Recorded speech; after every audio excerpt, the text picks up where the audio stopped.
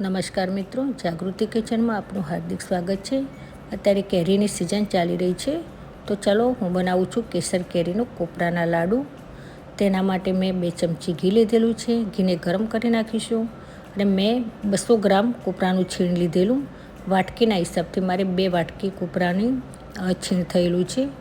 આ છીણને આપણે જે ગરમ ઘી છે એમાં સરસ રીતે ઉમેરી અને ધીમા ગેસે એને શેકવાનું છે। 2 મિનિટ માટે શેકવાનું, એનો કલર આપણે ચેન્જ નથી કરવાનો। આપણે જ્યારે શેકીશું ને તો 2 મિનિટમાં એની સુગંધી સરસ આવવા લાગશે કોપરાના છીણને। એ સુગંધી આવવાની ચાલુ થઈ જાય ત્યારે આપણે એને બીજી થાળીમાં ઠંડુ કરવા માટે મૂકી દઈશું।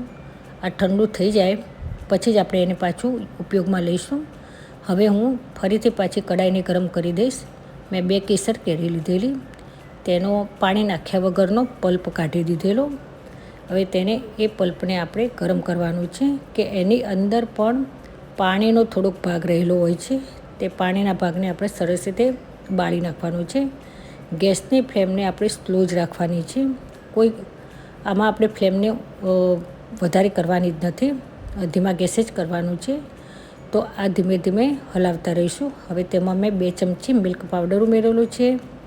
તમારે ઘરમાં જો વધારે ગળપણ ખાતા હોય ને, જો બાળકોને ખવડાવવાનું હોય તો તેમાં મધ ઉમેરી શકો છો, ગોળનો પાવડર આવે છે તે પણ ઉમેરી શકો છો, તેમાં ખાંડ પણ તમે ટેસ્ટ મુજબ ઉમેરી શકો છો। તમારા ઘરમાં જેવું સ્વીટ ખાતા હોય ને તે પ્રમાણે।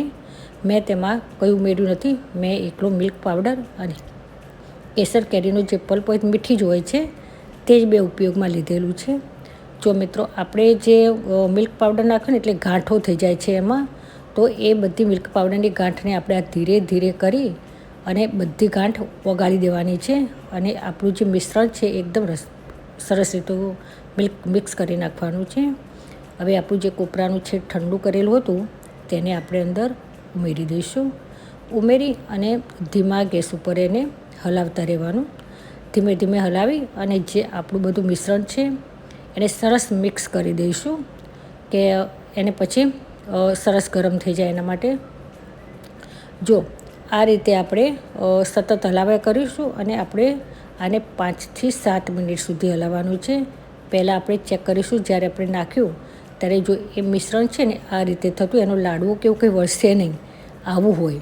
હવે એને હું સતત 5 થી 7 મિનિટ એને ધીમા ગેસે હું આ રીતે શેકતી રહીશ। તો જો હવે આપણે ચેક કરીશું કે લાડુ વળે છે કે નથી વળતો। તો મેં આ રીતે ચેક કરી જોયું તો આપણું મિશ્રણ બનીને તૈયાર છે। તો ગેસની ફ્લેમને બંધ કરી નાખીશું।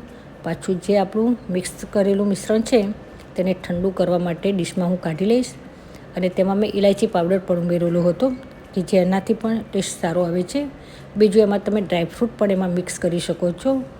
હવે ધીમે ધીમે જો તમારી પાસે લાડુ વાળવાનું બીબું હોય ને તો એનાથી પણ તમે ડિઝાઇનવાળા બનાવી શકો છો લાડુ।